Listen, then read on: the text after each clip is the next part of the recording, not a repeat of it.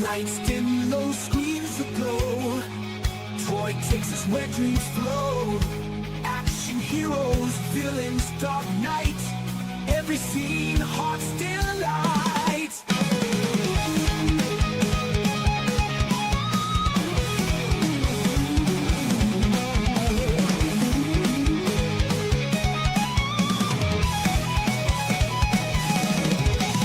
Geek myths, giants rise and fall. Time machines, epic brawls. Mondays in blue, with Geek's light. Fantasy realms to infinite heights.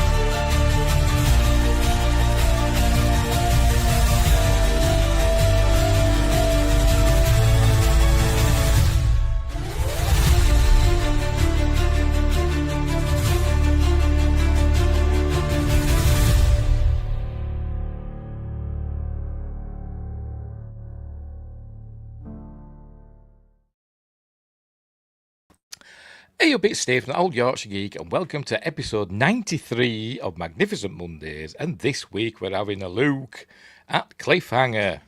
There it is, on Blu-ray. Cool film. I've watched it 3 times today, and I'll probably forget everything I've learned about it. Excuse me, I've got a frog in my throat. But anyway, before we start, don't forget to like and subscribe, share the video, drop a comment, hit the notification bell if you're subscribed already. Right, we should be live on YouTube. Fingers crossed. Yes, we are. We should be live on Rumble. Yes, we are. And we should be live on Twitch. Yes, we are. Don't know why I keep doing Twitch. Explore the description for links such as merch and my books. I won't go through them. I'll just wave them about. Amazon Kindle and paperback.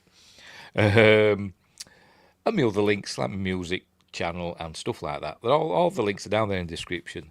Become a member of the channel and you get early access videos and exclusive videos and stuff like that. And super chats and super thanks will be hugely appreciated. Right. Win Grace is here.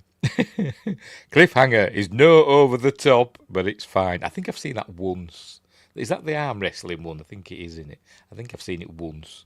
Probably when it first came out. Probably rented it from the video library.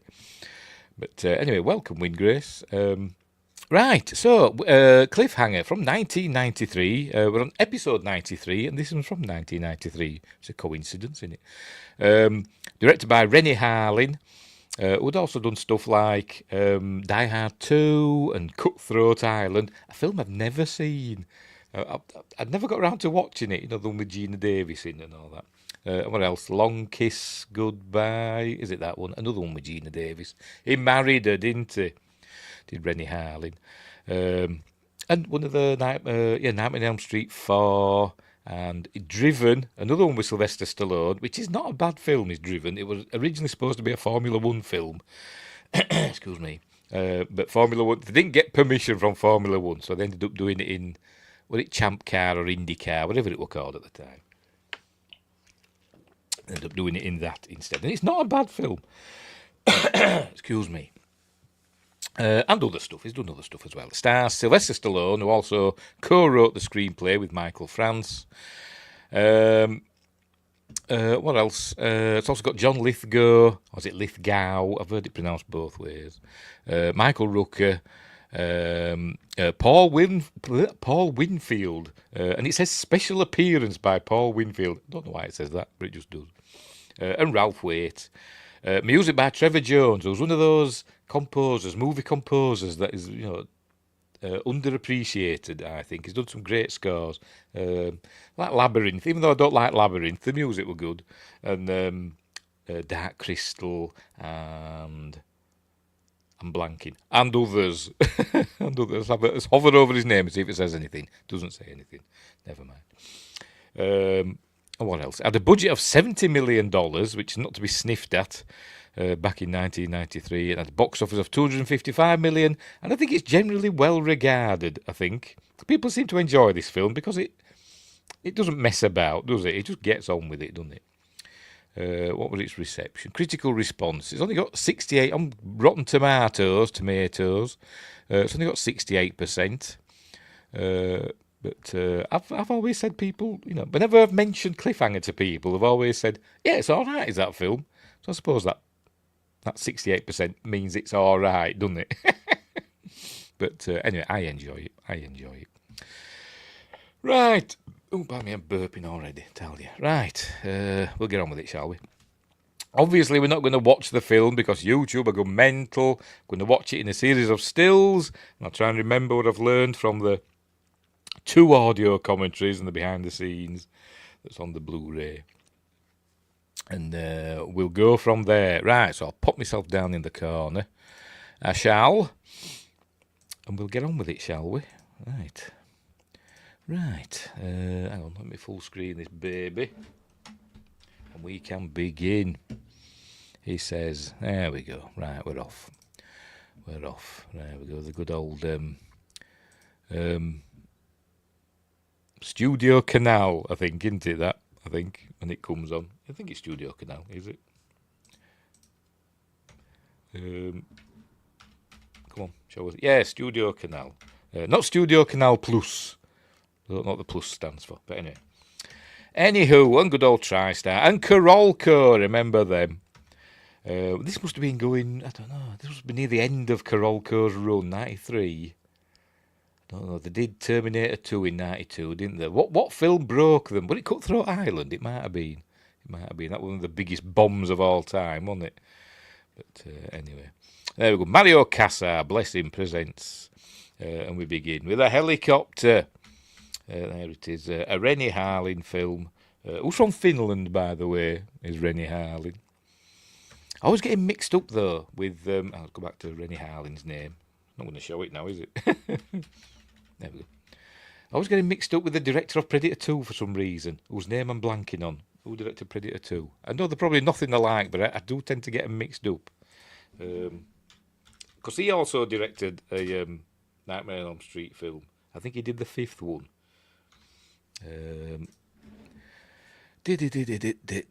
Stephen Hopkins. I was getting mixed up with him for some reason. I don't know why. I just do. Probably because they both directed Nightmare on Elm Street films. Anywho. Right, so helicopters going through the... It's set, by the way. The movie is set in the Colorado Rockies. But it wasn't filmed there for the most part. Some parts of it were filmed, which we'll get to. But what we're seeing here, actually, the Italian Alps, the Dolomites in northeastern Italy. That's where it was mostly filmed. And the studio sections were filmed in Rome, at Cinecittà in Rome. So anyway. And there's a climber. I won't say Sylvester Stallone. It's supposed to be Sylvester Stallone, but I don't think that is. Although we do see the actors hanging off cliffs and stuff. And wires and all that from time to time. But anyway, there he is. Thinks he's Tom Cruise in Mission Impossible 2, doesn't he? So there he is, climbing up a mountain. We learn that there's somebody's stuck. He plays Gabe. Is it Walker? I can't remember his name. Hang on, let's have a look. Yes, Gabriel Walker. Was a mountain rescue chap. Michael Rooker is his best friend, Hal Tucker, and then we've also got Jesse, played by Janine Turner, and Ralph Waite. They're the team of mountain rescue people, and then we're going to meet baddies later on, but not just yet, because now we're having one of the most, I don't know, stomach-churning, terrifying opening sequences in any film. I think if you ask people about Cliffhanger, what they most remember about it, it's the opening sequence. And it is nail-biting, terrifying stuff, no matter how many times you've seen it, in my opinion. But the scenery is lovely. Right, so here we go. There's Jesse flying the helicopter, and Ralph Waite as Frank. People, remember Ralph Waite as John Walton Sr. from the Waltons. Right,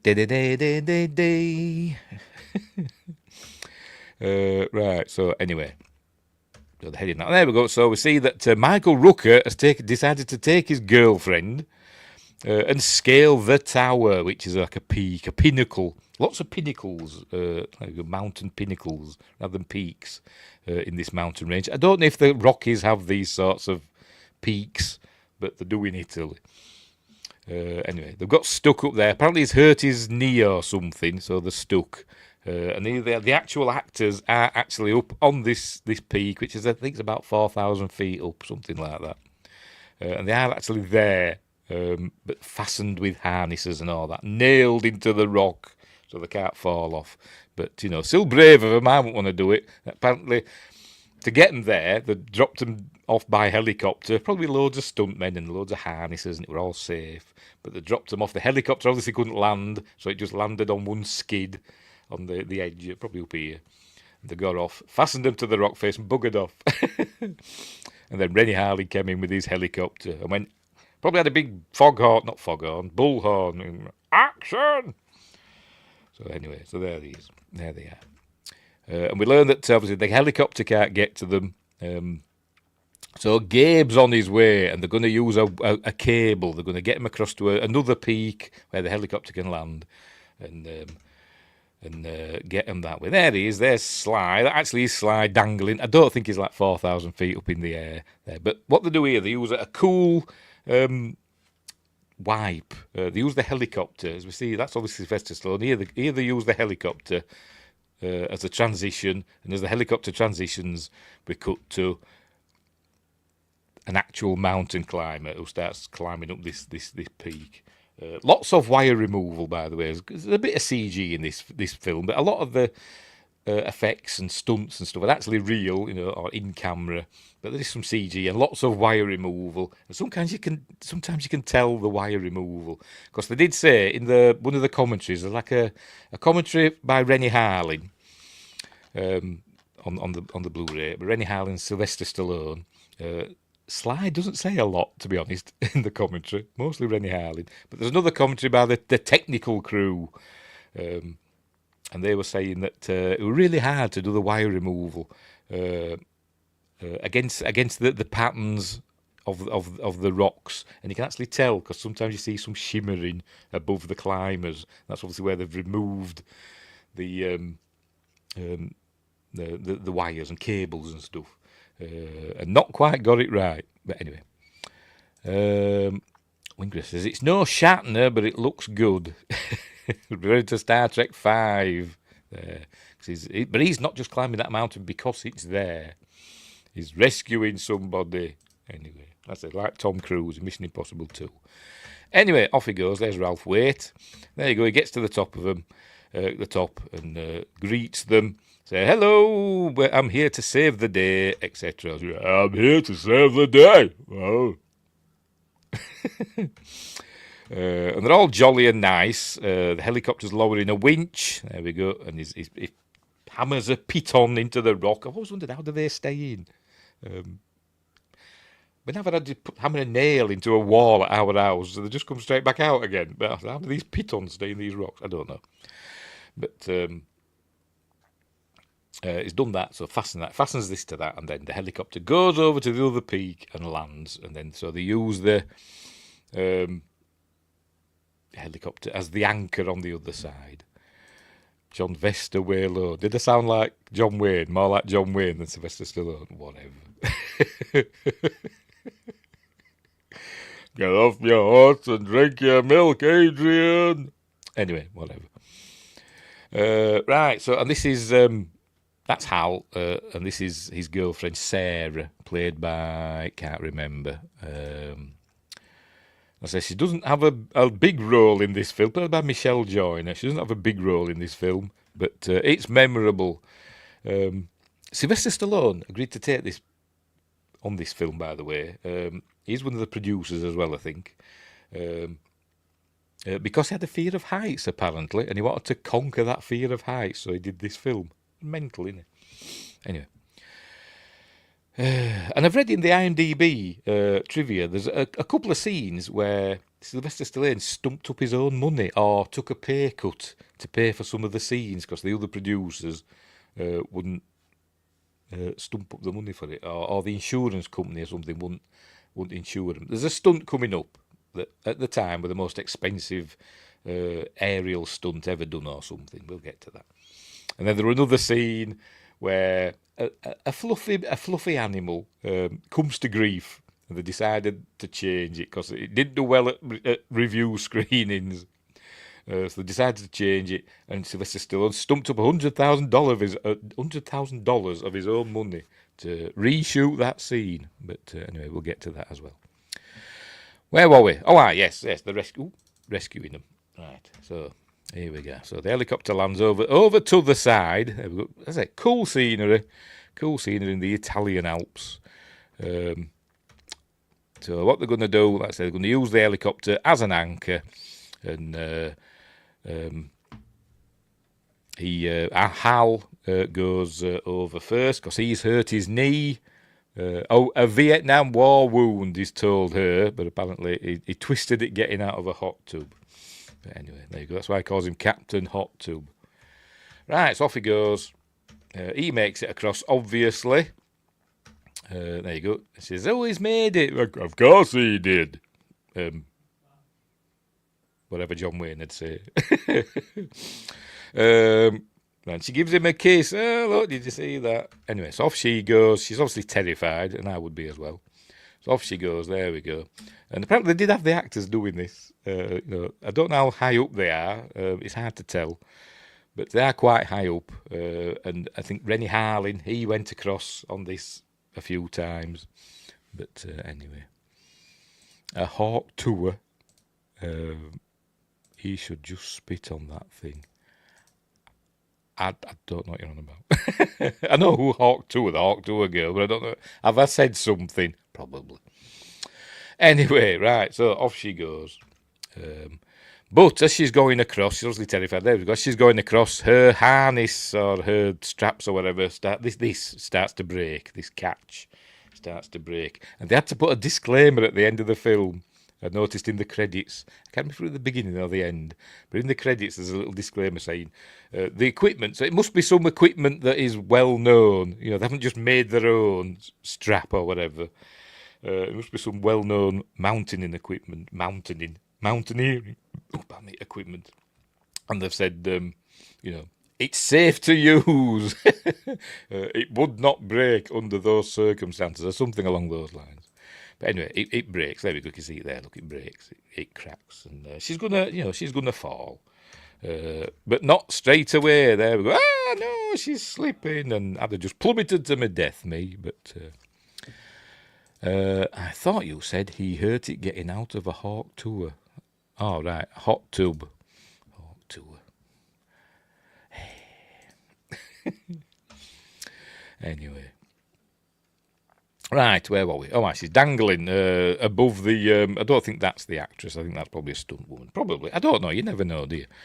But there are some shots of her from above that I think... There's some, like, what they call it, rear screen projection, where they have them dangling over, you know, a screen where they're projecting, you know, plates of the scenery. Anyway, off he goes. Hal tells him not to go, says the line won't take two, and she's saying to him, you've got to go and save her. And he's saying, no, I'll send another thing across. And Sylvester Stallone saying, no, that there isn't time. And so he's going to go because he's the law. And she falls, but he grabs hold of her. Hang on, have we missed it? Hang on, here it goes. But no, grabs hold of her. And she's obviously terrified of screaming. It's horrible to watch, is this, because she genuinely looks terrified. Good actress.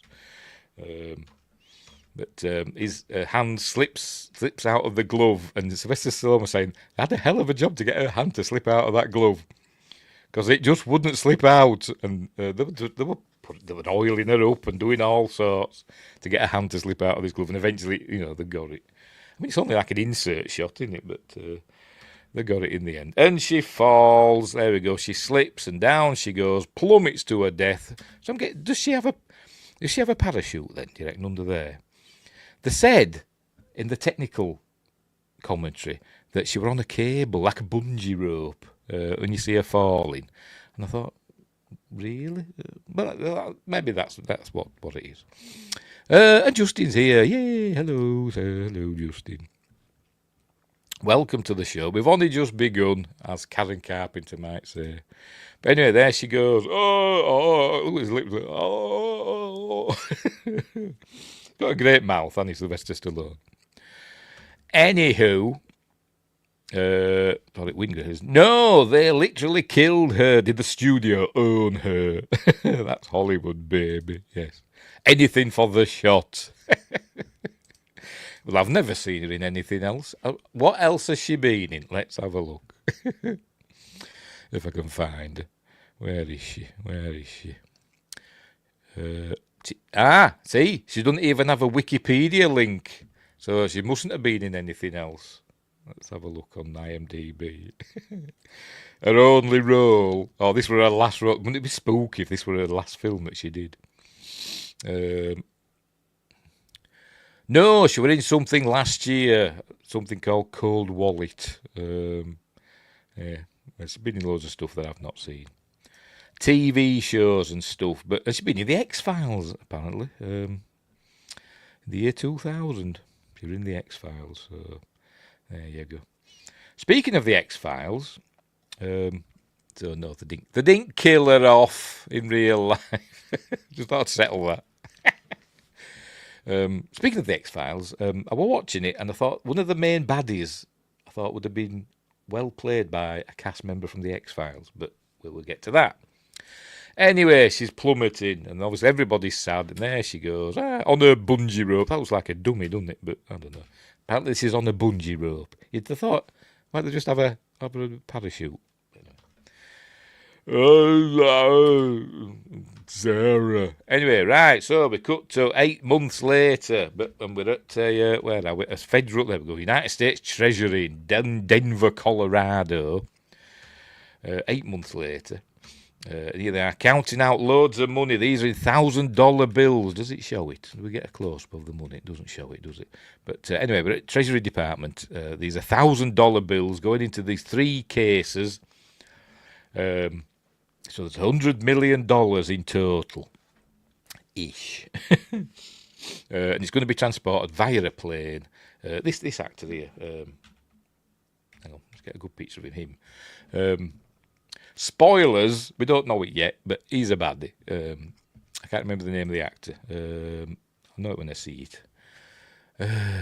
Rex Lynn. Don't ask me what else he's been in. Cool name, Rex Lynn. What else has he been in?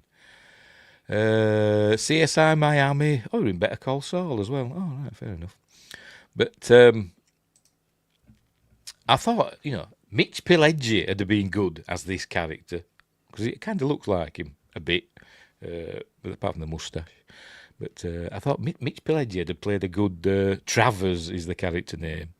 But anyway, right. So he's the agent in charge, the Treasury agent in charge of transporting this money. And there's Paul Winfield. Special appearance by Paul Winfield, it says in the opening credits. Why do they put that in films? It's not a TV show. Is he under contract to another studio or something? I don't know. Remember they used to do that occasionally on films. They used to put like, and special appearance by, I don't know, Jack Warner, with thanks to RKO or something like that, or Rank Studios. I've seen that in a film, I can't remember what it was. The Quatermass Experiment, I think. Anyway, whatever. There it is. Paul Winfield, who you may know from Star Trek 2 or Star Trek Next Generation episode Darmok, and other stuff. But remember, he always said in Star Trek 2, he died so the white man can live. And that's how he put it. To Irish comedian, I forgot his name, that Irish comedian. Anyway, so here is we learn that this agent here is going to be hitching a ride with them as a professional courtesy. So he's going to be he's an FBI agent, hitching a ride. So fair enough, we've got plenty of room. So off they go on their plane. But here we go, hang on, back in the Rockies. Here's Gabe. He's coming back after 8 months away, after the tragedy of Sarah plummeting to her death. I wonder if they found her. Do you think they found her and scooped her up? But they had the funeral. After the funeral, he went away. They all fell out with each other. So he's coming back. And then we see these two. This is still in the Italian Alps, by the way. It was filmed in Italy. And they built this cabin, like a gas station. And they said they had a heck of a job in northern Italy finding American cars.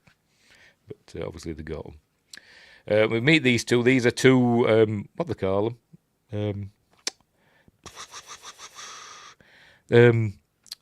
Extreme sports people. That's what I'm trying to say. They're all like, hey, cool, yeah, well, let's do this. Let's, I don't know.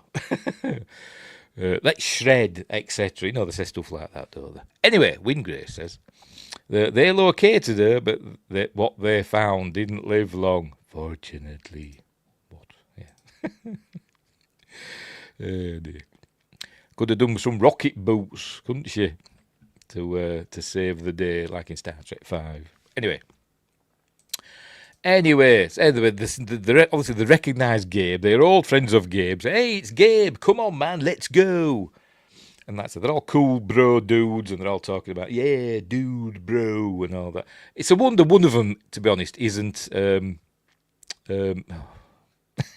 forgot his name already. Me and my bed. Because I was watching it and I'm thinking, it's a wonder one of them isn't him. And I'm blanking on his name. I hate it when I do that. I'm going to have to look it up now.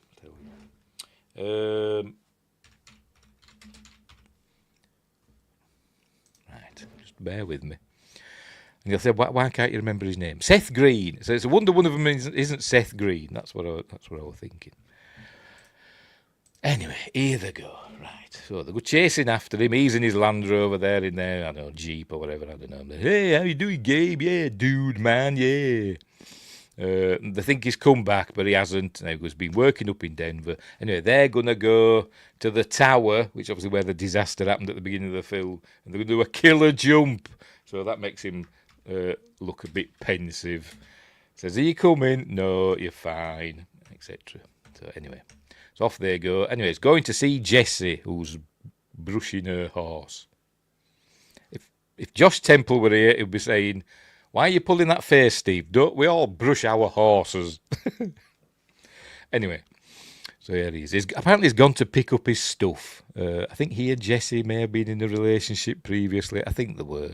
And now he's gone to pick up his stuff after 8 months.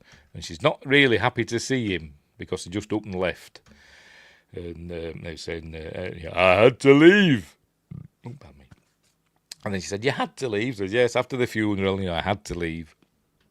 And she says, well, we all wanted to leave, but the rest of us decided to stay.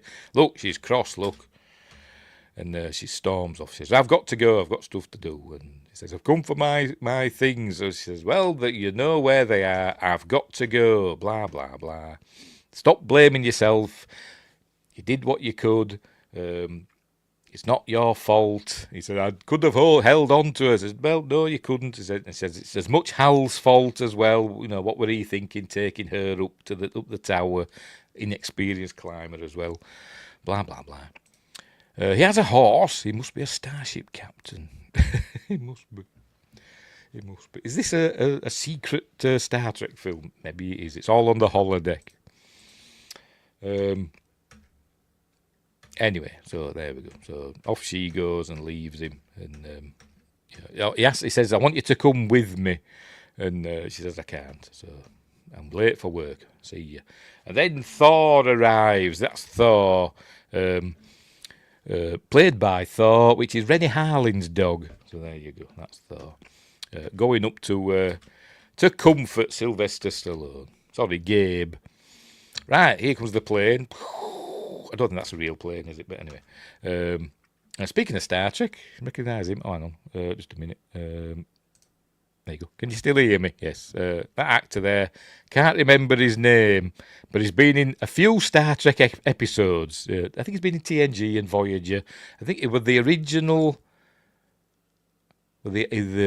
chief medical officer on Voyager before, the disaster in the first episode of Star Trek Voyager. With him. He's been in other episodes as well, as other characters. But I can't remember his name. These are the pilots of the Treasury plane. There's a storm coming. So anyway, there's the $100 million in $1,000 bills. Apparently you can't just steal. Well, you can steal them, but they're not like legal denominations, and you can't just go into a shop with them and say, I'll have a pack of smokes and some chewing gum or whatever, and hand over one of these. Don't know what I'm doing that for. I'm handing over $1,000. Look, $1,000 should have written $1,000 on that tissue, shouldn't they? Because they're not for that. They're for international banking transactions or something. So here they are. Having a nice flight. He looks out the window and he sees something. There's another plane shadowing them. Go through the clouds all surreptitiously. Anyway, right. Meanwhile, back in Colorado, we see Ralph Waite, Frank is a painter. Paints on old windows apparently. And he's Hal's wondering what he's painting, and apparently it's a banana eating a monkey. Apparently, that's how he describes it. So it's showing that they're all friends, and Frank's this, a gentle soul, etc. Wouldn't hurt anybody. He's just there to help people. You've got to feel sorry for him because, spoilers, later on, he dies. Anyway. Right, so that's just introducing them as buddies, even though we'd seen them earlier on, but it's just enunciating the fact. Right, so he's saying, look, we're being shadowed. He says we're being shadowed, saying, don't worry, everything's okay, but we've got to go down. We've got to lower the plane, go down, whatever. Reduce altitude, that's the one I'm looking for. Anyway, he decides this agent is not there just for a lift. Apparently, he's been planted there. He's surveilling the flight because the FBI had suspicions that it was going to be hijacked, and it is being. And he gets his gun out and says, I've got jurisdiction. I'm taking command of this plane. There we go. He's hijacking the shipment. Obviously, it all goes wrong. There we go. And he blows him away. There we go. Shoots him and stuff, blood spraying everywhere. This pilot shoots the other one. Not a very clever thing to do there, is it? There we go. Just shoots him. There. Boom. Not a very clever thing to do in a cockpit, is it? I'm guessing they've gone. Because it could have just gone straight through the fuselage and everything, couldn't it? But obviously, maybe it's a low-powered shot. I don't know. Maybe it's a phaser on stun at close range. Anyway, right. So, is this a different plane? Oh, hang on, where are we now? Oh, here comes the other plane. There we go. And so we're going to meet the baddies, and this is where we're going to see a stunt that cost them $1 million, which I think at the time. Well, the most expensive stunt ever done. They paid the stuntman $1 million to do this stunt, which had never been done before. That's Crystal, who's the pilot of the baddies. Anyway, so they're getting ready to. They've got to transfer the 3 cases and the bad guys, or a bad guy, across to this other plane, and that's the stunt. So, what they're going to do, they're going to. They've all got the things on. They jettison the rear nose cone or rear, I don't know what they call it, but anyway. Which is a thing you can do on these planes. I can't remember what plane it was. DC-9, DC-10. It's a DC something, I can't remember. But apparently you could do that on these planes. Jettison this back part of the tail. Right, so here we go. Here comes the cable that they're going to connect to this plane. They did it for real. Although they didn't. The fellow that goes down this cable, it doesn't go all the way. Apparently he couldn't, I don't know why, but anyway, so they've got to hold both planes steady. He set a bomb to blow up the Treasury plane. And he says, they'll think the plane just crashed in a storm. And I was thinking, well, not if it's blown up in midair. These NTSB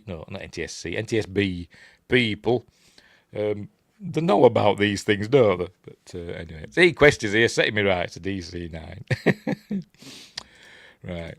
Anyway, so here we go. He's going to send himself across first. That's a blue screenshot, by the way, in case you didn't know. And here he comes. There we go. This is the $1 million stunt. Here's the chap actually doing it. 15,000 feet up, apparently. There he goes.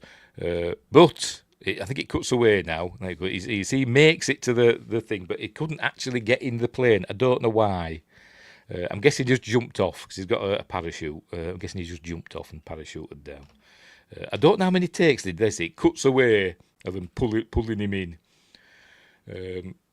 So I don't know why. They just said in the commentary, he couldn't actually get into the plane. So maybe there was some technical issue or reason why he couldn't get in the plane. Maybe it's because of all the harnesses or whatever. I don't know. But anyway. Right. So he's made it. See questions. Educating us again. The bad guys are using a Lockheed Jetstar. Right. Cool. Anyway, that bomb's about to go off. He's not dead. He's the FBI agent. He's going to wake himself up. Another baddie on the plane is going to send the cases across. Here he is going to send the case across. But the FBI agent wakes up, shoots him, and he falls out. And then he starts shooting. There go the cases. And then he starts shooting. There we go at the bad guys, and he gets one of the fellas. I think in a minute. I think he gets one of them. I think they get him, but he falls out. He plummets to his death. But he shot the baddie plane, and they're saying they're losing fuel and the hydraulics are out and all stuff like that. I don't know what's up with him. He doesn't look well, does he? Something happened to him. Don't know what. Missed that. Is he all right? He's just looking at something. I thought he'd passed out. He's just looking at something. He's flipping switches. Anyway, right. So, all right, they lose the cases. It's a bit like Cocaine Bear, isn't it? Except for like loads of cocaine dropping in the woods. It's $100 million. So there's like a rich bear down there now with a top hat on and a monocle. So anyway, so they've got to crash their plane because they're going down. And here we go. Apparently they really did not really crash the plane, but they really flew a Lockheed Jetstar. Thanks, Quest. This low through the. This is, by the way, this is in Colorado. By the way, they filmed this scene with the transfer and all that over Colorado. It's the only part of it that were filmed in America. Even the scene at the Treasury building that we saw at the beginning wasn't filmed in America. It was filmed in Italy. The Alitalia officers. Apparently they'd opened some new offices at Alitalia, you know, the airline, and they let them film there. So there you go. But this was actually filmed in America, so there we go. Yay! But they're really flying this plane close to the ground through mountains and stuff. But then when it crashes, we cut obviously to models and miniatures. He actually said it. You know, he said, "Oh, this was a miniature about 60 feet long." I thought that's not much of a miniature, is it? It's a bigature, isn't it? But anyway, there it is, about 60 feet long. But anyway, so they're crashing their plane through the trees and stuff, and there we go. It ends there at the edge of the cliff. These two extreme sports chaps hear the explosions and stuff. The other plane blew up, by the way. I didn't see that. I didn't show you that. Hang on, it blows up in a minute in a fireball. Where is it? There we go. Off it goes. Boom! Off it goes. Not the best, is it? But it'll do. Right. So then they lose the cases, blah, blah, blah. Crash the plane. There we go. Down they go. So they've got to get their cases back now. But luckily, Travers, the Treasury agent, turncoat Treasury agent, has got a tracking device that he can track. They've got tracking things on. Transponders, I suppose you'd call them. He's got this big, massive, bulky thing with a screen on. They use us to track them. Anyway, they hear the explosion, think it's thunder, because obviously a storm's coming. We all know a storm's coming, by the way. They keep reiterating that. And don't confuse the Bell 205 for a Hewitt. Many people do. I probably would as well. I don't know. I'd call it Concorde. Anyway, there we go. Off they go, jumping off their mountain. Whee! Cool. Right, so they've crashed. Apparently a big tree branch went through the window and hit him, but they cut that bit out. I think they did film it, but they cut it out. Maybe it was a bit too gruesome. I don't know. But everybody else is pretty much okay. Cuts and bruises, etc. So anyway, they've been introduced to John Lithgow, who plays Eric Quaylen, a former British military intelligence officer. So he's putting on a British accent for this film. I like John. Everybody likes John Lithgow, don't they? And he's good at accents. He was good in a film I've seen recently. I'm going to have to look this up now, aren't I? Hey, what am I like? Just bear with me. Where is it? See, I'm going to have to look in his filmography now. It's a right good film as well. I really enjoyed it. I can't bloody remember what they called it. I'm hopeless, I know. Why is it not showing it?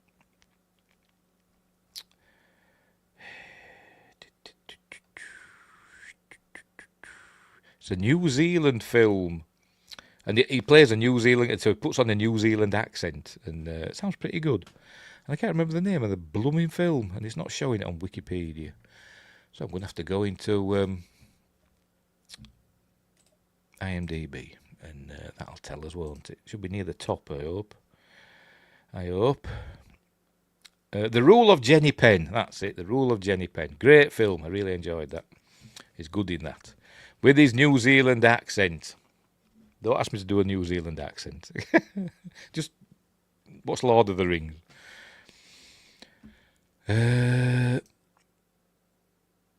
How do we get offed? Lol, subs are outstanding. I don't know. Oh my, yes, how do we get on? That's one I've missed. I went through the blooming subtitles because there's a lot of spelling mistakes in the subtitle file. There are actually a lot of mistakes like that on the blooming Blu-ray as well. And I went through it and I thought I'd got them all. Obviously I haven't. Said, how do we get off to the mountain even if we tinned it? How did I miss that? Find it. It's mistaking F's for T's for some weird reason, and I don't know why. Well, I do know why, because people that rip subtitles from like DVD, they used to do it from it's easiest to do it from DVDs, and what they do, they use OCR, the optical character recognition, the subtitle ripper programs. And obviously with DVDs, they're not always high quality text files, are they? So they sometimes get the letters wrong. Anyway, you see the subs in anime. Entire sentences are different. Oh well, they do that, don't they? With the translations, the subtitle translations are often different to the audio. You know, the English dub, aren't they? Which is weird. Anyway, right, she's got through on the radio, so she's calling for help, and she calls for help, and here we go, here comes our heroes, there we go, and they're making out that they got lost in the storm, and that somebody's diabetic and they need insulin, so she's going, help us, so anyway, so there you go, we're stranded, so off they go. Hal's gonna go and save them. They describe, but she doesn't know where they are, but they describe roughly where they are, and so they know where they are. Anyway, so Jessie's gone to see Gabe, and she tells him, you know, Hal needs help. Hal is gone up alone, so Gabe's gonna go and help Hal. Although, you know, it takes some talking into it. But he does go, obviously. Meanwhile, back at the Denver Mint, the Alitalia building in wherever it is, Rome, we're learning that, you know, it was an inside job. So that's where we're learning that they know all about Eric Quaylen, former British military intelligence. I don't know why he had to be British, I don't know, but he is. He was in his stolen diamonds from South Africa and all that stuff. Right, so Gabe's there waiting for Hal. Hal's there climbing the mountain. Gabe's there waiting for him. So they have an argument because they don't get on, obviously because of Sarah. And he even grabs Gabe and hangs him over the cliff. There we go. And he says, "You know, do it, let me go. I couldn't feel any worse," and all that stuff. Because we Brits make the best bad guys in movies. Yeah, but they didn't get a Brit to play him, did they? And now he's Dumbledore. But anyway, so obviously he don't throw Gabe over the cliff. He says, you know, you can live with it. What he did, which he obviously does. Right, so they're carrying on climbing. Look there, they go up the mountain. And obviously they find them, and then they reveal themselves as bad guys. And says, look, we're looking for 3 cases, and you're going to help us find them. So off they go. Says there, well, what's in those cases? Suits, socks, $100 million, the usual stuff. He was Churchill before that. He's just stealing all your jobs. It's John Lithgow, though, so nobody minds. Did he play Churchill? I didn't know that. But, yeah, it's John Lithgow, so he can play anybody. It's fine. We don't mind. Anyway, it's like Ian McKellen. Ian McKellen could play your American president and you wouldn't mind, because everybody loves Ian McKellen. Anyway. Right, so there he is. It should have been Mitch Pileggi, not Rex Lynn. But anyway. Right, so here we are. So they're going to find out there because he's got his Super Ace CG wireframe showing the mountains and where the cases are, etc. Oh, the reason John Lithgow isn't just killing Travers and taking that from him is because it needs a code every 15 seconds, apparently. You've got to put a code in. There's 50,000 variations. And he obviously won't tell him the code. So that's why Travers is using that. And here they go now. Oh, let's go back a bit. There we go. Here we go. Heading for the mines of Moria. I was just watching it, I was thinking, they should have an elf at the back walking on top of the snow, shouldn't they? It'll be the death of the halflings. That's all I was thinking when I was watching that bit. Anyway, so it's up there. So they send Gabe up there. Take his jacket off. Jesse's trying to get in touch with Hal on the radio. Obviously, they're not answering. Wasn't Churchill's mother American? I know he was born in America, wasn't he, Churchill? Was he born in New York or somewhere like that? So, yeah. There you go. There you go. Anywho, there was another American thing I was thinking about today. Oh, somebody were on about, on the internet, I can't remember, on Facebook, I think it's on Facebook, somebody were on about Christopher Lambert. Somebody mentioned Highlander, and I can't remember in what context. They were talking about Christopher Lambert being a Frenchman playing a Scot, and Sean Connery a Scot playing a Spanish Egyptian and all that stuff. And somebody said, it said, didn't say we're French. We all think of Christopher Lambert as French, don't we? But the thing said he was a Swiss-raised American playing a Scot. And everybody says, isn't he French? And I thought, I'm going to look it up. And apparently Christopher Lambert was actually born in America, but he's got French nationality, but he was raised in Switzerland. So there you go. So he's a very international man, is Christopher Lambert. Or Christophe Lambert. Anyway, where were we? It's just going off on a a tangent. Churchill was born in Oxfordshire. I thought he was born in... Am I thinking of... Oh, no, you know what I'm thinking of. I think I'm thinking of Boris Johnson. How can I mix up Churchill and Boris Johnson? I'm going to have to look that up now. I could have swore, though, that... anyway, just let me look this up. I just got to know. Who's got to know?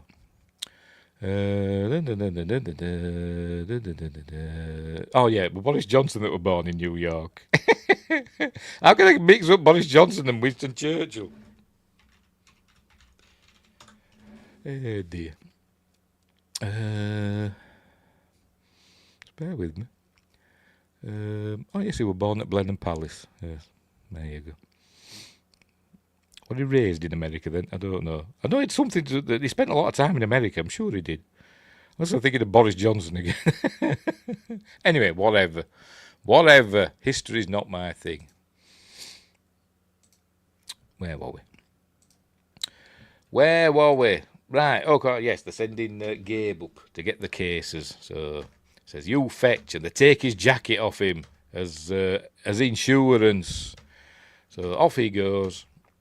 They go take his jacket, and they tie a rope to his boot.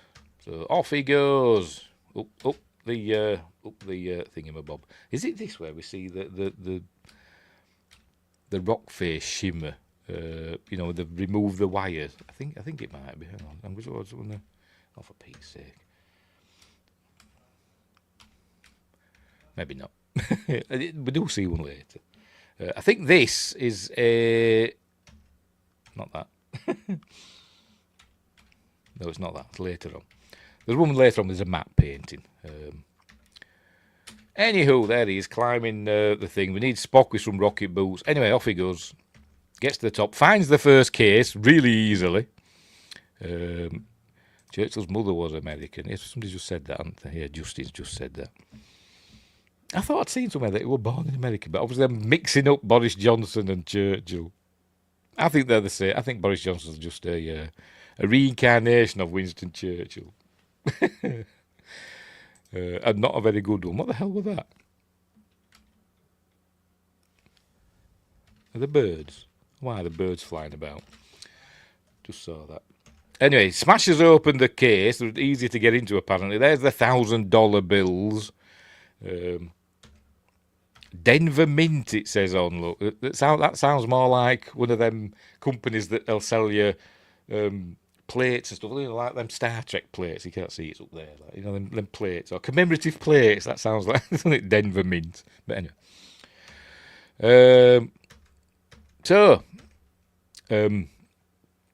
they decide they're just going to kill him for some reason. I don't know why, but so they start shooting at him. And they're trying to pull him down, and he's resisting, obviously. So they start shooting him to get him. So this fella's shooting, and he's firing grenades up. Obviously, it's going to cause an avalanche. There we go, they're shooting at him. Badly composited stuff. And here comes the avalanche. Avalanche. There it comes. Is that a real avalanche? Probably. I don't know. And he throws the money as well. So down comes the avalanche. Down goes the money as well. Oh, it sends the fella that was shooting. He goes for a bird, and there we go. The money comes out. So they've lost 30-odd million, $33,333,333 and a third cents of their loot. So they lost that. There we go. They stay there, and one of them says, "We'll go through the mines." But they think he's dead now. Oh, by the way, there's Craig Fairbrass. Terrible actor. Been in loads of stuff. Terrible actor. Always plays a heavy. Win Grayson knows him from Stargate SG-1. Don't ask me the name of the character. What the episode? What, Talion? Something like that. Teal'ca to fight him. He was a Jafar, wasn't he? A baddie one. Teal'ca to fight him. Anyway. They go, "Your friend has just had the most expensive funeral in history," he says. Right, so they've got to rely on Hal to find the other two cases. I think obviously they've lost one case, so they're a third of their loot down. Well, mate. So off they go. On to the next case. Just like Starsky and Hutch. Right, so they're going to... she's going to go and find them. They can't take the helicopter because of the storm, but he's going to drop her off in a sheltered valley, and she's going to catch up with them or something. There they are, heading out into the woods. But he's fine, he's Gabe. Look, he's fine. Oh, this might be that bit where they're saying you can see it shimmering. Probably won't show it on this. You can see it on the Blu-ray. You can see, like up here, you can see like the rock face jiggle about a bit where they've removed the cables. It's not going to show it, is it? You can tell on the Blu-ray. It's not really showing up here. Anyway, whatever. Never mind. I think this was filmed maybe in a studio. I'm not sure, but it pulls out into a matte painting, and then a couple more paintings of pinnacles on either side as it pulls out. Cool. Oh. That's a cool effect. And nice paintings, I must admit. Right, so there we go. Frank is dropping off Jessie. There she goes, and she's going to head out looking for our heroes. Meanwhile, he's found himself an ice waterfall, or whatever you call it, to climb up. But that there already, don't know, but that's what it is, because that's what it was described as in the commentary. He's climbing up with all the icicles. And he gets to the top and finds this building, whatever the hell it's supposed to be. It's supposed to be like a lodge or something, but I don't know. I think they described it as a mine entrance or something. So maybe they are going through the mines of Moria. I don't know, but anyway. He gets in. See, Jesse's got there already, and he's freezing cold. She finds him a jumper, puts a jumper on, and he's saying, it were a fake, and they're baddies, and they've got loads of money, and they've taken Hal. They're going to kill him if we don't rescue him. So that's what they're going to do. They've got to find the other cases before they do. So anyway, off they go into night time. I don't know where. Is this in the woods or is this on the stage? I don't know. But they find another case. There you go. They built a snowman. We found your case. Here's a snowman. So they're not happy about that. They're watching. Look, and right. So they send this fella that's got these night vision goggles. They send him out to find him. There he is. And obviously they quickly bamboozle him with I don't know, something, a flame of something. I don't know what, but here he is, shooting and chasing after him. Hang on, missed a bit. Where is it? There we go. He's got a flare, that's it. And he likes the flare because he's got night vision. He goes, ah, my eyes. And then Gabe has a fight with him, and they go sliding down the mountain. The wide shots are actually on a mountain in the Italian Alps, but the close-ups are done in a studio. And off they go over the edge, and obviously Gabe stops himself with his ice axe, but the other fella goes plummeting to his death onto a big black airbag. That's all that's down there. Just in the studio, just a big black airbag for him to fall into. Anyway, I wasn't born to die on a mountain. Write that down. It's the title of my next song. Right. Oh, I'm back with these two. These two not Seth Green characters, talking about air hockey and stuff like that. And just, yeah, totally, dude. Air hockey definitely gets my vote. Right. So they've got to this shack that Gabe was just in with Jesse, and saying, "Oh, they've been here, and now they're away, and they're burning all the money to keep warm." So there you go. Next day, back on the trail again, more fighting and all that stuff. Yes, they come across these two, and they say, "Hey, Hal, that storm was a real bummer or what?" And he says, "Kids, run! These are bad guys. They'll kill you." And they start shooting at him. They go, "Run, man, run!" What? And he starts shooting at him. Don't remember the character name. I think the actor's called Leon, and that's all he's called. Yes, it's Kinect is the character. Craig Fairbrass is Delmar. Weird name, but he plays an Englishman. He's like a football hooligan. But the character's name is Delmar. Not a very English name, is it? Anywho, so there he goes. Going to shoot him in slow motion. Quite a lot of slow motion, this. It's almost as bad as a Zack Snyder film. Quest says, Craig Fairbrass needs to stop making Rise of the Foot Soldier movies. I hadn't seen any of them.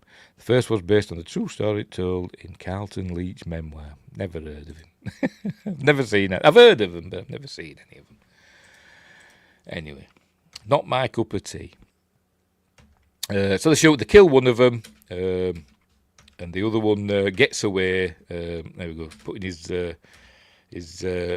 parachute on, and he gets away, thankfully. They go, shoot him, but he's away. And apparently this is one of Rennie Harlin's trademark things. I've never noticed before, to be honest, in any of his films. He likes to have something Finnish in all of his films because he's from Finland.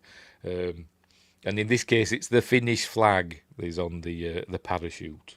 So I don't know about the other films. Does he have Finnish flags in all his films, or just something else that's Finnish?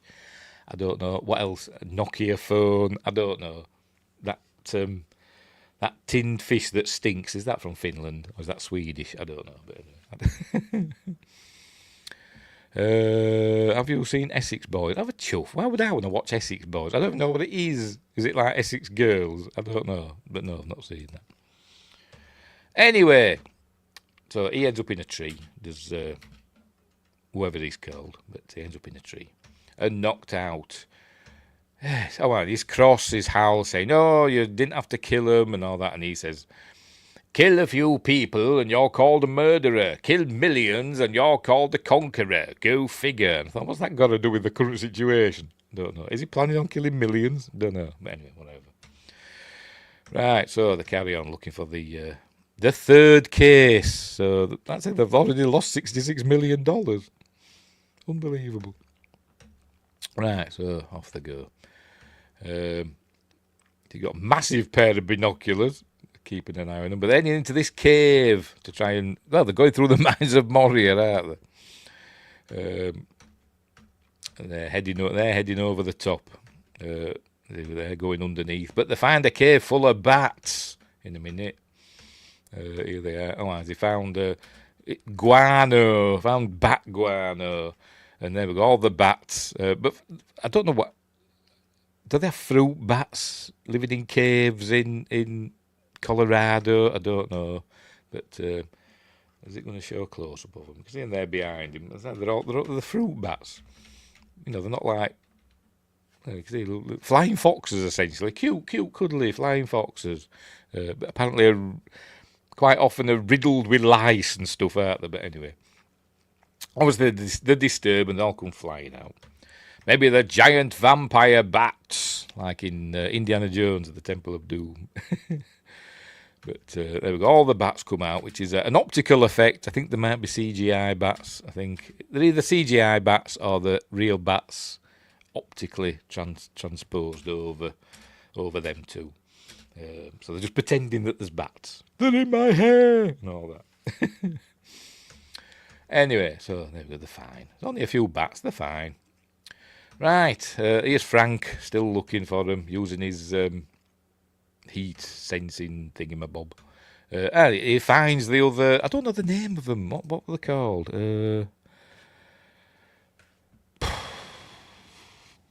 Heldon and Ryan? I don't know. I could be wrong. I have no idea. Or Brett. Sound like a Brett, don't they? And I don't know what they're called. At least they didn't use the flying fox. They could have been for all I know. I said they were fruit bats of some sort, weren't they? Anyway, does it say in the trivia? Let's have a look. I shall do a Control F. And just oops, what have I done there? Have I done that? I've done something. Control F. Bat. In the cave of bat scene, the bats seen on screen were added in post-production. Yes, I've said that, as a visual effect. Real bats were brought in to fill the cave, but Sylvester Stallone and Janine Turner, who plays Jessie, were too afraid to shoot the scene with live bats. The big girls' blouses. Are there any more? No, that's it. No, don't say what sort of bats they are. Never mind. They were some sort of fruit bat. Giant vampire bats, that's what they were. Anyway, Frank has found this lad with the Finnish parachute, and we see that wolves have started trying to get him. Here they are. Look, wolves are getting at him, but they couldn't use real wolves. And now the wolves are getting them. So they use half wolf dogs, which apparently were really, really friendly and lovely, apparently. But so they had to, I suppose, add all the growling and all that. But anyway, here comes Frank. There you go. Shoots off his gun to scare them away, and gets the kid down. And I presume the kid tells him what's happened, and then he gets him off to a hospital or whatever. I think he says later on he's on his way to a medical facility or whatever. Anyway, that's what he said. I got you, son. I got you. Right, so they're going over this terrifying bridge. I know it's got handhold, but I'd still be scared to death. They're heading where the last of the cases are. Meanwhile, Paul Winfield's on the way in his helicopter. They're still trying to get out of this cave. There we go, and they're climbing up here. And he gets out. There we go, punches through, but Kinect sees it. So he intercepts him. I think we'll see his head pop up there. Hello. So he's going to pull a gun on him. He says, "Where's the last case? Tell me where it is, and I'll just kill you, and I won't kill the girl." I was asking him what he did with the other case. He says he burnt the money. Says nobody had burned $30 million. There we go. Hand over the money, and I'll just kill you, and not the girl. Obviously, he's not going to do that. So he's going to get him. There we go. He gets him with his ice axe. Look, hang on. There we go. All right. Come on, do it. Do it, Gabe. Here it comes. Gets him in the leg and he's shooting and all that stuff and he falls down and they go and hide and Galen, is it Galen? Quaylen, not Galen. Galen were from Planet of the Apes TV series, wasn't it? Roddy McDowell. And Professor Galen from Star Trek. Anyway, Quaylen says they're going to use C4 and blow them all up. Let's make sure we're still going, by the way. Yeah, we are. Yeah, we are. Just checking the various places. Yes, we're still going. Right, where were we? Says they're going to use C4 and blow them up. But Kinect says, just give me 5 minutes, I'll get him. So down he goes. So he and Sylvester Stallone are going to have a fight now. There we go. They're going to have a good old fight. Amongst the stalactites and stalagmites. She's going to try and shoot him. But no bullets. He calls her a curse word. Quest says, I wanted a flying fox when I was a kid. They were cool, weren't they? They still are cool, flying foxes. With their, they were about a 6 foot wingspan, something like that. Huge, aren't they? Anyway. So they're having a fight. There we go, beating him up. Saying, I'm going to ask you 3 times where the case is. There we go, where's the money? So now we see all these stalactites and stalagmites. In the commentary, Rennie Harlin was saying, I learned how to tell the difference between a stalactite and a stalagmite. A stalactite is hanging tightly from the ceiling, and a stalagmite might grow to the roof. I thought, no, just remember that. Just remember one of them. That's all you need to remember, isn't it? Anyway, right, so he's going to get got. We know he's going to get impaled on the stalactite, and obviously it's Sylvester Stallone, so he picks him up. There we go, and impales him on a stalactite. Come on, showers. There we go. Hang on, there we go. Go. Sorry, thought the cat had arrived. So that's the end of Kinect. So anyway, but they're going to blow him up. So there you go. She's here, blooming cat. Behave yourself. Leave it doors wide open.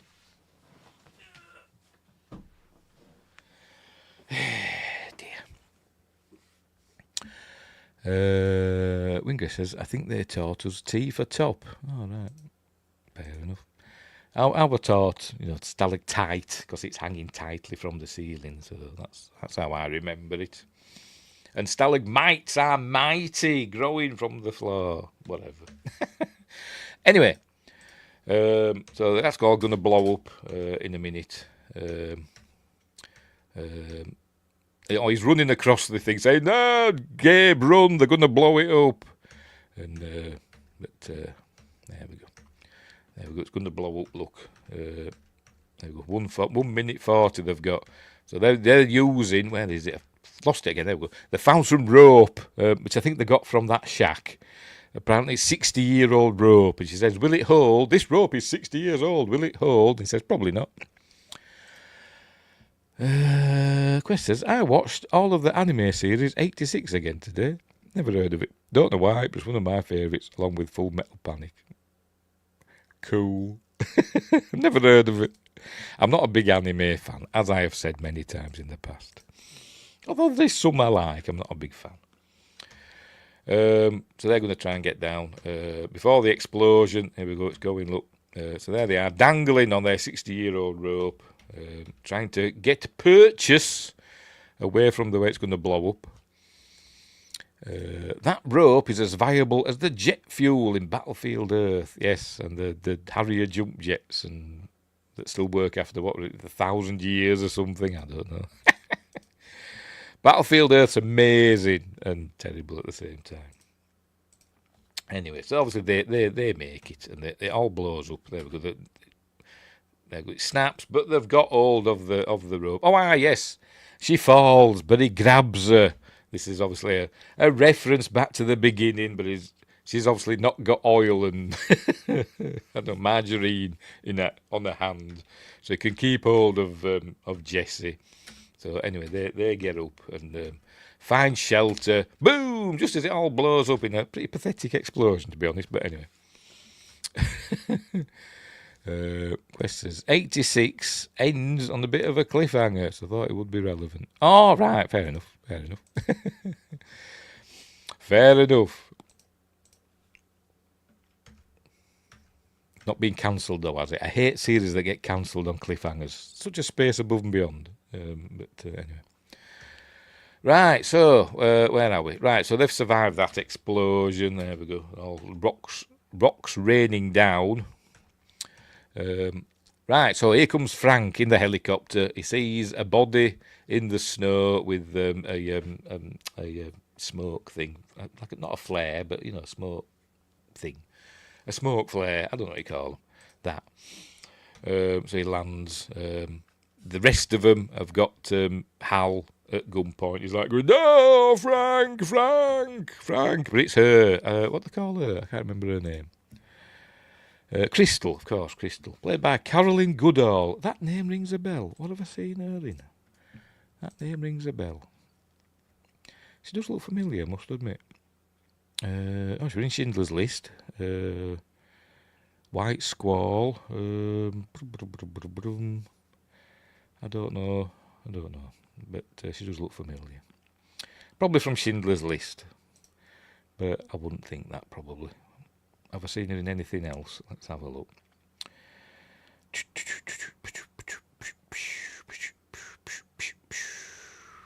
Dunno. She was in Quantum Leap, the original. I didn't watch that. I saw the odd episode. Anyway, don't know. Right, where were we?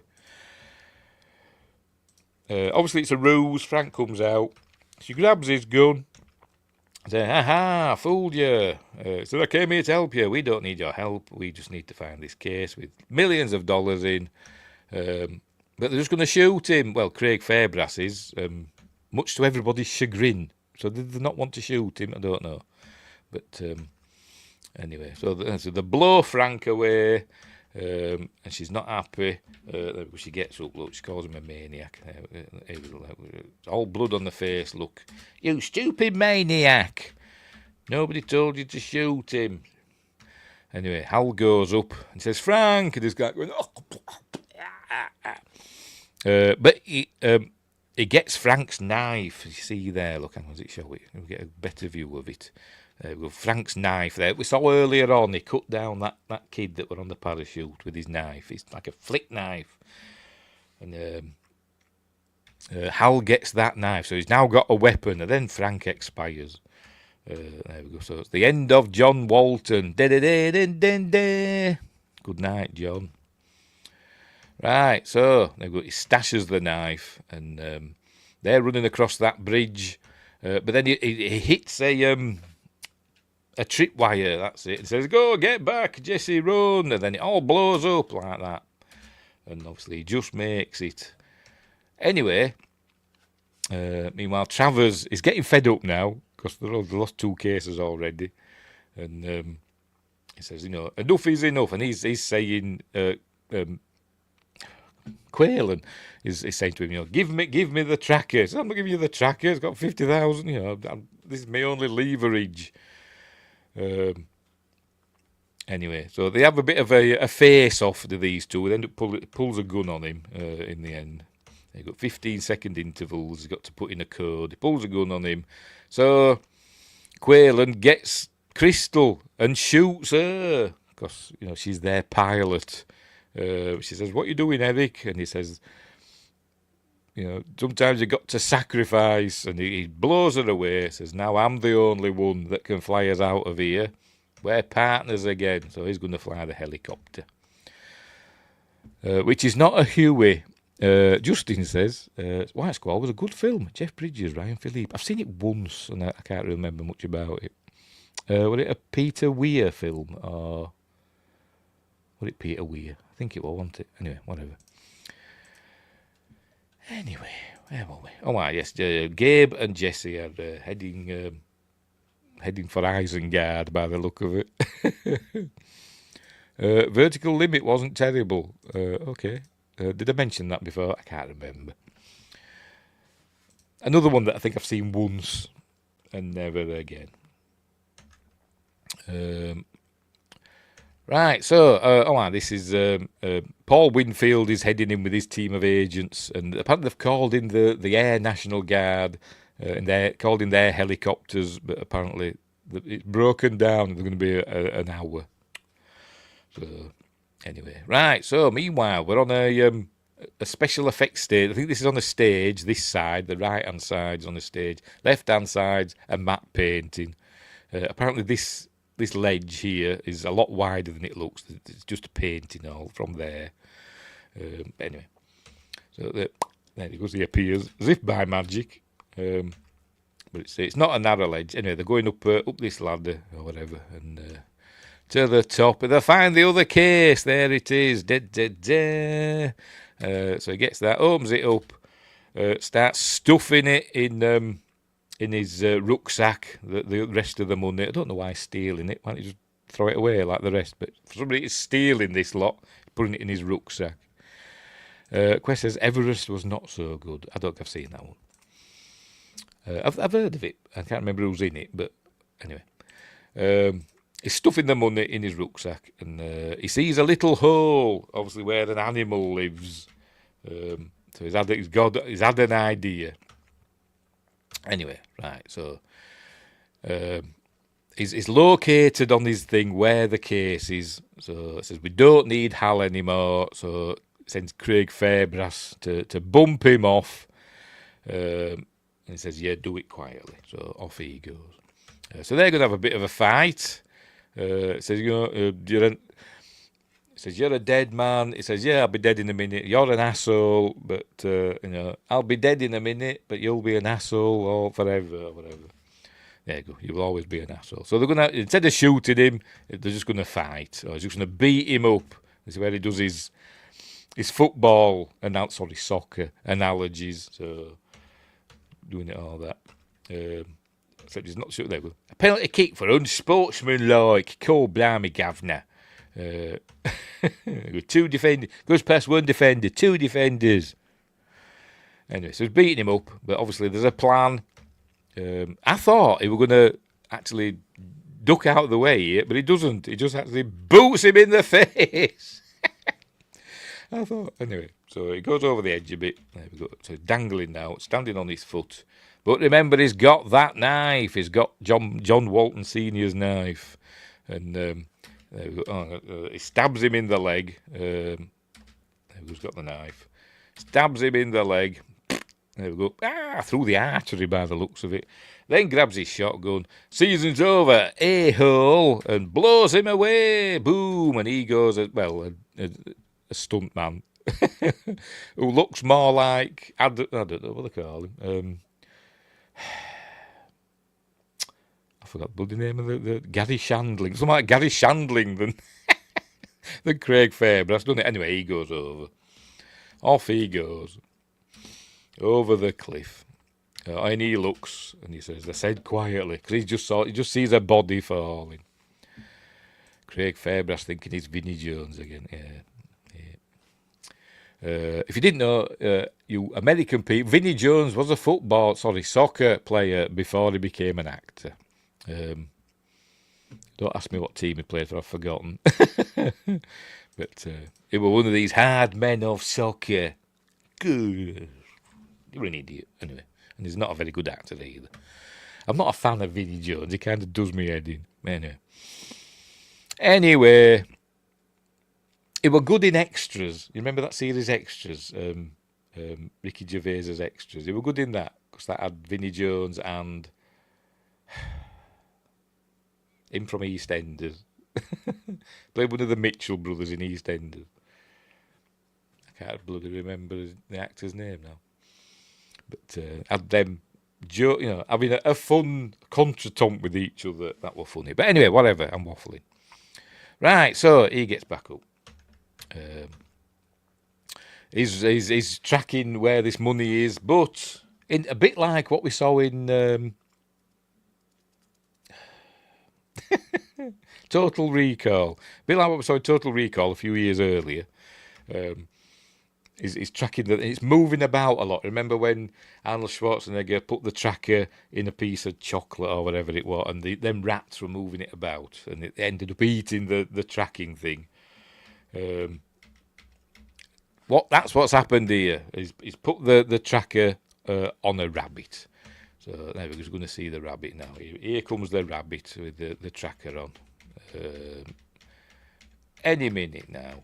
There it is. Bunny rabbit with the tracker on. Apparently they killed not in real life, but in the scene, he shot the bunny rabbit to death. And in the screenings, review screenings, whatever they call them, preview screenings, the audience didn't like that. So Sylvester Stallone stumped up $100,000 of his own money for him to reshoot this scene, and the rabbit isn't killed. So yay for the rabbit. We're shooting it, but then the rabbit just pops up again. There we go. See, I'm fine. So he doesn't bother shooting it again.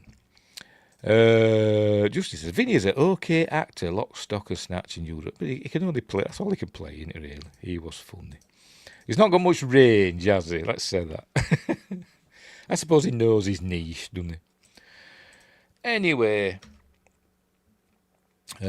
right, so we're getting near the end now. And he's fed up now. He's Travers. He's had enough, and he's on the radio to Quayle and saying, "We're beaten. He's beaten us. The money's gone."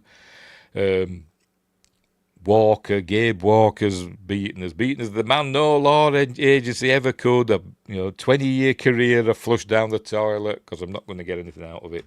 So I'm going to go finding him. Blah, blah, blah. Off he goes to find Gabe. He throws the tracker away because obviously he doesn't need it.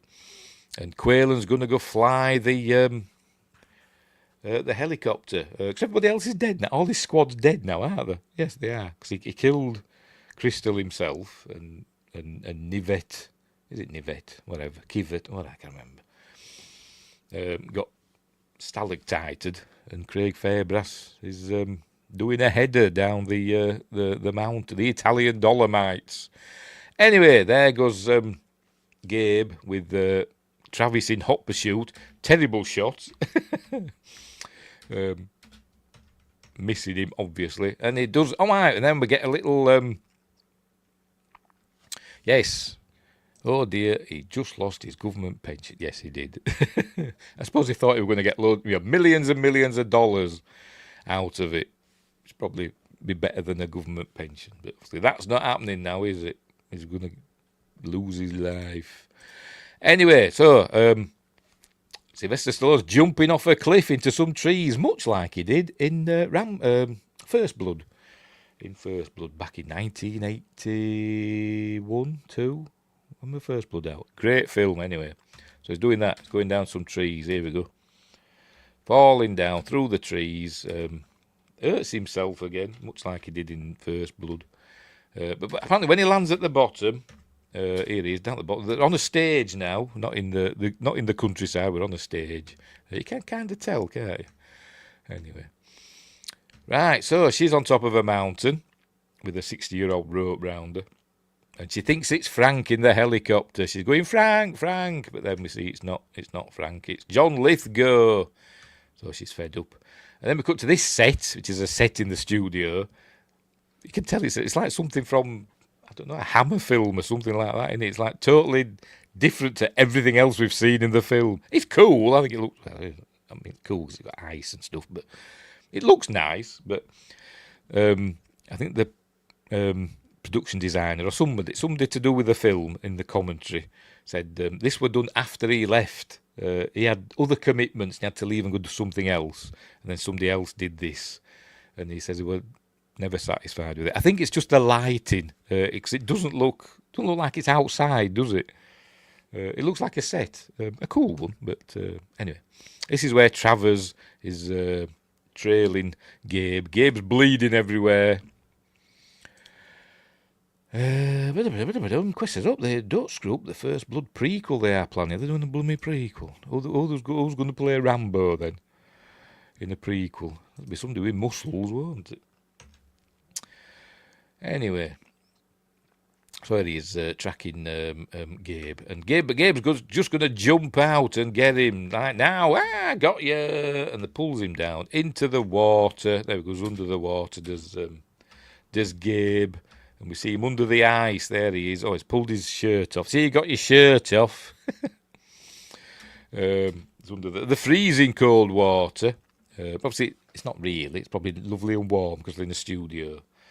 And this ice that he's under, that we see him under there.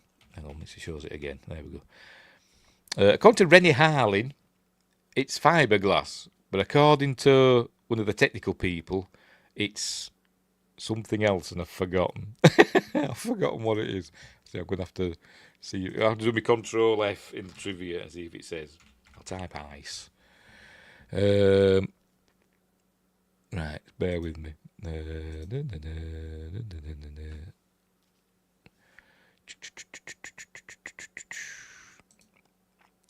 Bear with me.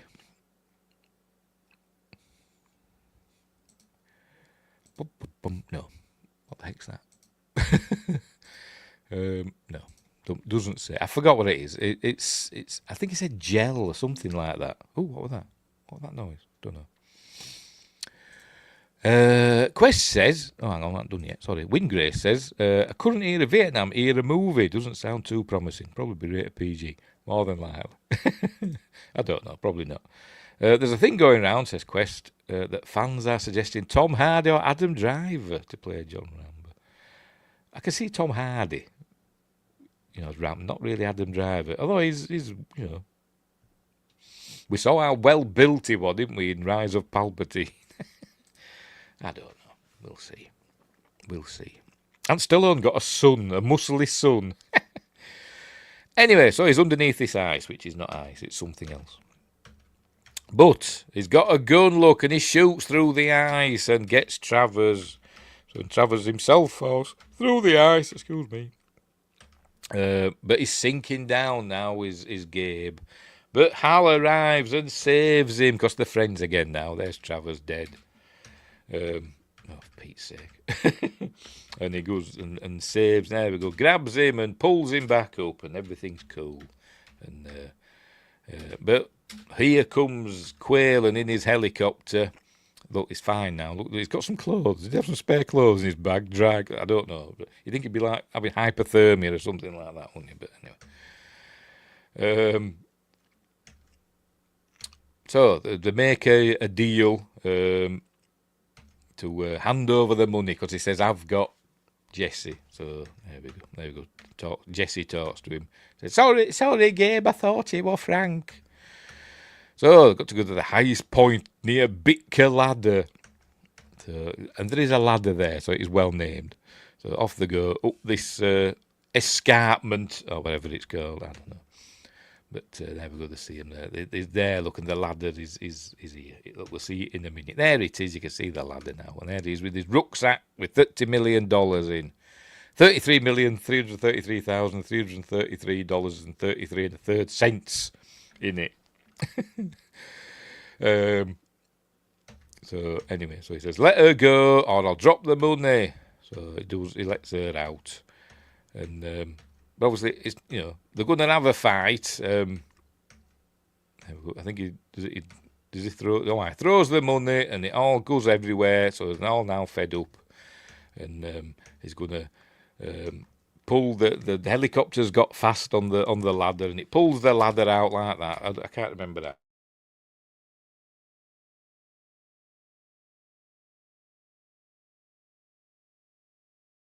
Stupid blooming thing. Just a minute. Hang on. Let's sort this out. Hey, stupid telly. Are we still going, by the way? It's gone really quiet in here. Make sure we're still going. Yeah, we are. We are. I know you can hear my voice still, I hope. Come on, telly, come back on. Why have you gone off? Why have you gone off? What's up with it? Me telly's acting up. Why won't you won't do anything. Right, turned off. Right, sod it, leave it off. Put my camera back up. Leave the telly off. Think I need a new one. Anyway, right. Where were we? I've seen what happened. What act? I forgot. I've only watched it 3 times today. I know I said. Right, what does he do? Right, he throws the money up. There we go. Throws it into the tail rotor or something, doesn't it? Oh, see, I missed it still. Or up into the rotor blades. It does something with it, doesn't it? Right, see, he's got a cable there. Right, we're here. I'm going to watch it because I can't remember that. Right, there we go. Throws the money up. There we go. Shredded money. Millions of dollars. Right, he's got a cable. Is he throwing a cable up as well? Oh, no, here's a cable. Fastens that to the helicopter, I imagine. Fastens it to that. Oh, no, that's from the helicopter, isn't it? Because it's what's lowered her down. That's it, yes. Fastened it to the ladder.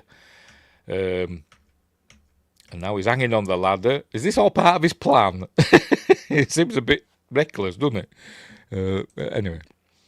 Tom Hardy is back for Mad Max The Wasteland when and if legal trouble is sorted. Are they doing another one of them?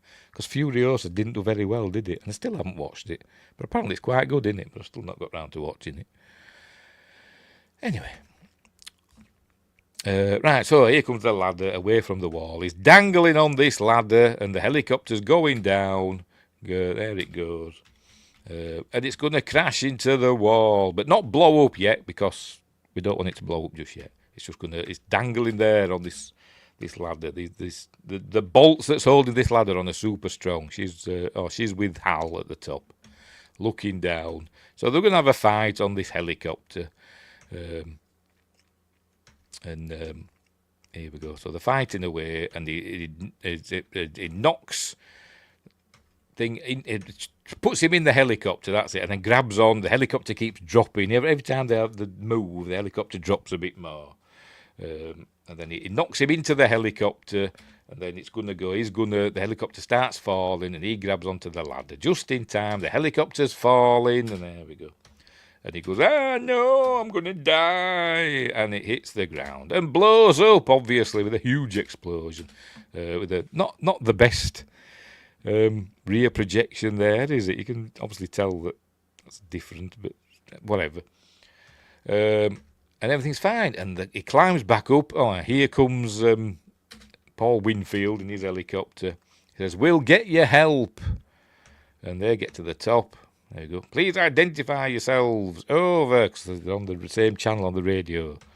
And he said, if you look for Mr. Quaylen, he's about 4,000 feet south of us, wearing a helicopter. So they're all laughing. Look, ha, ha, ha. But, all these people are dead. But anyway. And says, we'll send somebody to help you. And then the film ends. Just leaves them there on top of the mountain. But we know that they're okay. And the film ends. To Trevor Jones's lovely music. It is a lovely theme for this film.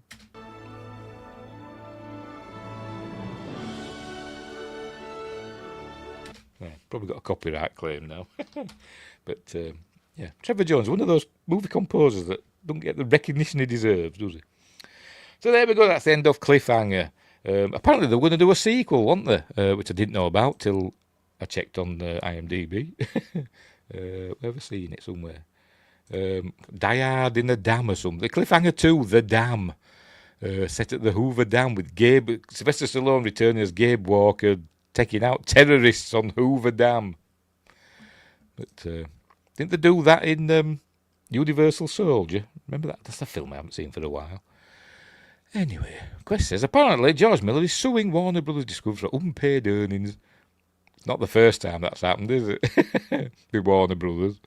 And a bonus that neared $7 million. They're probably saying, Mad Max, Fury Road and all that never made any money. Because they did that with Peter Jackson, didn't they? I'm sure they did.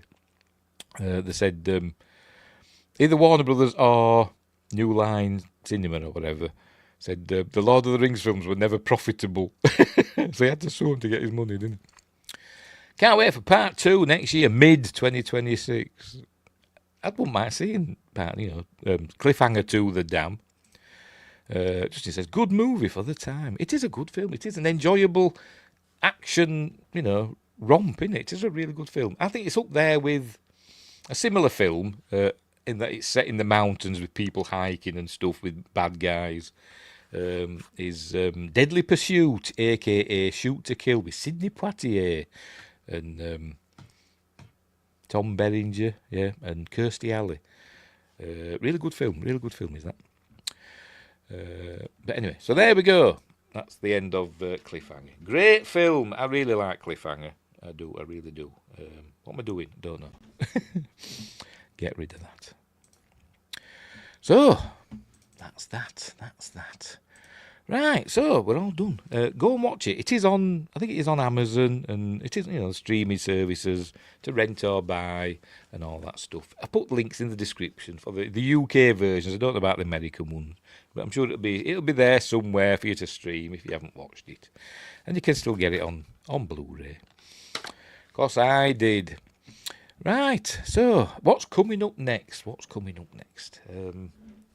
day on Monday? Wednesday, I'll be doing Season 4 of Deep Space Nine, Star Trek Deep Space Nine. I finally finished watching Season 4, so there might be lots of crying in that. There's a few episodes of Season 4 that set me off. Not just The Visitor, other ones as well. And then on Friday, we're having a look at, I think it's this week. Yeah, it is. Final Destination 3 is what we're looking at this week. And then it's over there, I haven't got it out. And then next Monday's appointment with Magnificent Mondays is going to be Jurassic Park, the Lost World Jurassic Park. I don't know why they call it. I don't know how to put it that way around. But that's that. That's a good one too. I like Eiger Sanction. I've never seen that. Clint Eastwood film. I've never seen Eiger Sanction. I've heard the music for it, but I've never seen the film. But anyway, is that a Cold War thriller or something like that? I think, I don't know. I've not seen it. Anyway, so that's what's coming up next Friday. Final Destination 3, and then next week. Lost World Jurassic Park, because Jurassic World Rebirth is upon us, isn't it, next week?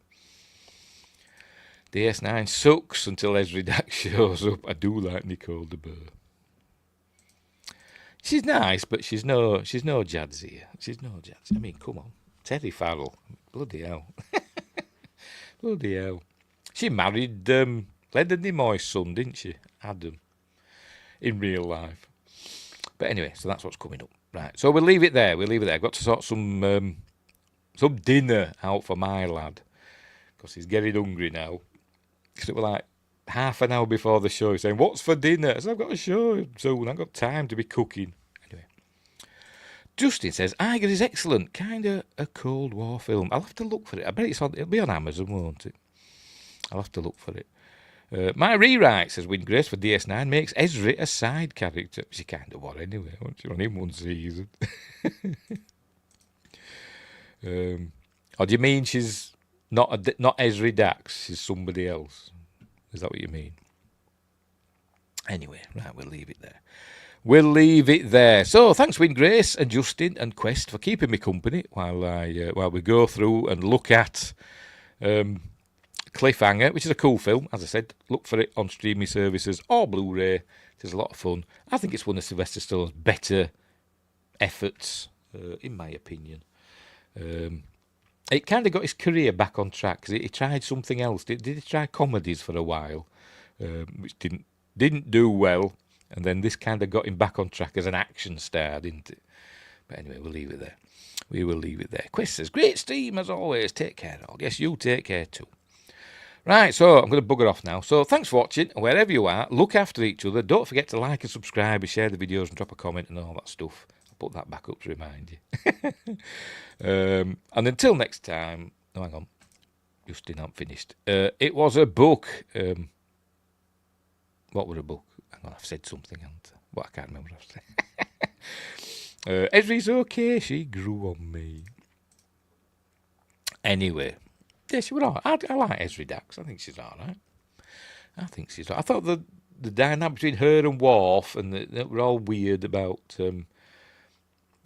should they continue their relationship? But anyway, whatever. Quest says, can't wait for the next season of Tulsa King. And I started watching season 1, but I never got to the end, and I'm not subscribed to Paramount Plus anymore, so I can't carry on watching it. Anyway, right, so yes, take care, Justin and Quest and Wingrace and everybody watching. So, but a book, all right, fair enough. So, thanks for watching, and wherever you are, look after each other, and until next time, I'll say they. Now then, where are you? It's there, is it? Yeah, right, going now. Bye.